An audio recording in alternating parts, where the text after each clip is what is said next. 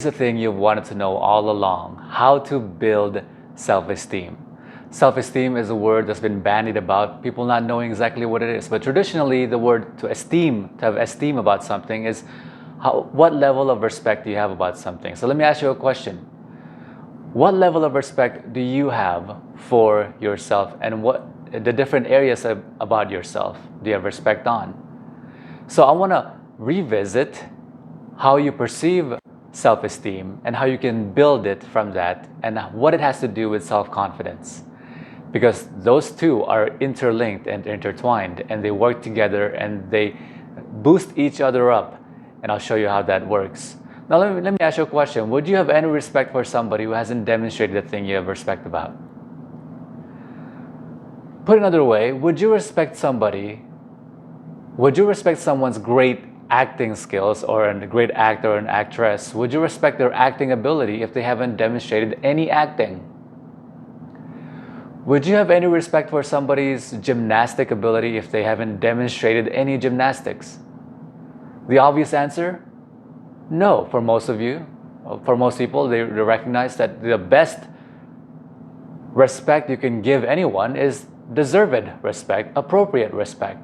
The respect that they get because they demonstrate the thing you have respect about. Someone has juggled something really nicely. You say, wow, I have tremendous respect for your juggling skills. Wow, you really put up a nice presentation. I have tremendous respect for your presentation skills. That's appropriate respect. So let me ask you a different question, and it's along the lines of that. Would you have respect for yourself in those areas about yourself that you haven't demonstrated? Now think about that for a moment as I go through these ideas. Would you respect those areas about yourself which you haven't demonstrated to yourself? And that's going to be really important here. If you look at the definition on Google of self-esteem, it's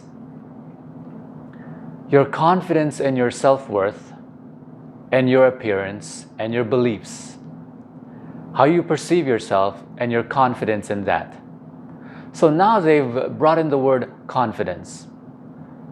I want to come back to confidence, but let me give you a different definition of, in psychology terms, it's your appraisal of yourself, your appraisal of your self-worth, your appraisal of your values, your appraisal of your beliefs, your appraisal of your appearance. What is the word appraisal? Appraisal is estimation. You see? Self-esteem, I will present to you, is your self-estimation, and that's going to be important here when I put them all together. It's your self-estimation. Now remember Google's definition, it brought in the word confidence. Your confidence in your self-worth, your confidence in yourself, your confidence in your ideas, your beliefs, your appearance, the things about yourself that are intrinsic, meaning it's not external of you, it's internal of you. What is your perception of yourself, your subjective perception? So before we get into how to build your self-esteem, we have to really be clear about this. Self-esteem, by Google's definition, is your confidence about yourself. Now, what is confidence? Do not ever mistake confidence to be aggrandized or to be buoyed up or to be made up.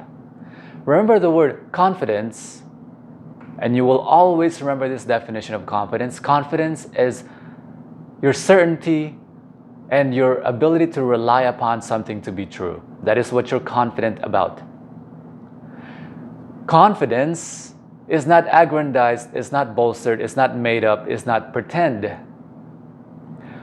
Confidence is how much you can rely on something to be true.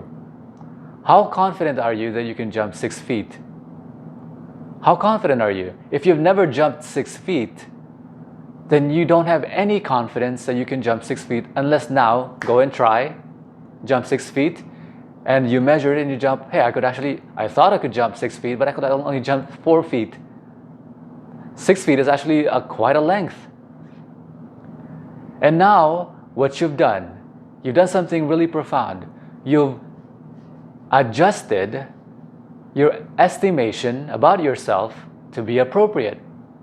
In other words, you estimated about yourself first and foremost when you heard, can you jump 6 feet? And you now estimated, I can jump 6 feet. That seems easy.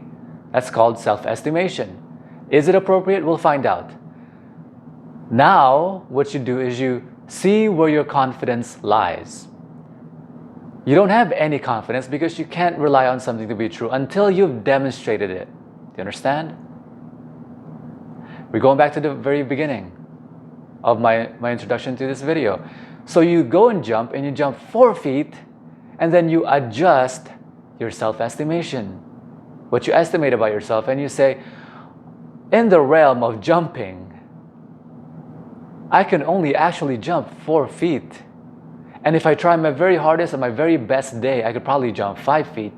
But 6 feet is something I have to work at in different ways. And so now you've adjusted your self-estimation to be what? Appropriate. And that is how you should practice your self-esteem. They must become appropriate. When your self-confidence and your self-esteem are in cahoots, meaning they understand each other, they work together, and they are aligned with each other, you feel good. You feel good about the world. You feel good about yourself. When they are not aligned, when they are disconjoined, meaning you've never recognized how far you could actually jump, but you estimate you could jump 6 feet, but you don't have any confidence over it, you don't feel good about the idea. You don't feel good about the idea. For example, if you were to be on a 30-story building, and there's 2 buildings apart, 30 stories high, and they're 6 feet apart, and I tell you, hey, let's go jump over to the next building. The distance between the 2 buildings are 6 feet. How confident are you could jump 6 feet? If you say, I'm confident I could jump 6 feet, you better have demonstrated to yourself that you could actually jump 6 feet. Otherwise, it's going to be 30 stories down without any safety harness for you. You understand?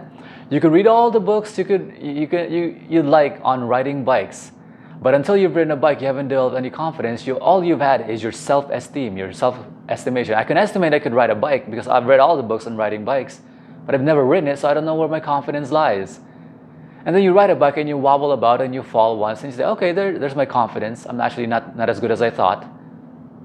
And then you ride it again, and then you get better, and now your estimation is building appropriately to where your confidence lies.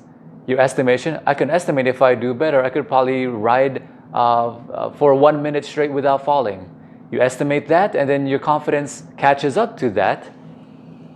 And then you estimate more, maybe I could ride for 5 minutes straight without falling. And then you demonstrate that, and then your confidence lies. So they're always in cahoots, they're always conjoined, and then you feel good about the world, about yourself. Let me give you some 4 examples. So remember that self-esteem is your estimation about yourself. Self-confidence is what you know to be true about yourself. Confidence over something is what you know to be true about something. Self-confidence is what you know to be true about yourself. Let me give you some different scenarios for you to put this into practice. Number 1 is in a social context when you're meeting new people. When you meet new people, you don't have any confidence about who that person is, but you have confidence about yourself and how you can handle things. And so your estimation is that, hey, I'm going to meet this new person. I don't know anything about them, therefore I don't know how this conversation is actually going to go, but my goal is to have a great conversation, so let me find out. Your self-esteem is appropriate, and then you go find out and you have a great conversation. It's just like you imagined. Now your self-confidence has caught up. Now they're in cahoots. Remember that you can have high goals, but not inappropriate and aggrandized self-estimation. The most self-estimation you can have is if you do your very best, you could probably reach a little bit higher. What about in a relationship? You want to try something. You don't know whether or not they like it. You don't know whether or not they like the sexual act, or if it's a present. You don't know whether or not they like it. Hey, I'll find out. When it happens, when I do it and I get the reaction from them, I'll deal with it. What about for your personal development? You try something new, you don't know anything what's going to happen, but you're going to deal with it when it happens. Your confidence is going to catch up, and you're going to know where your confidence lies. If you want to know more about that, go to greatrelationshipsyou.com. Bye-bye.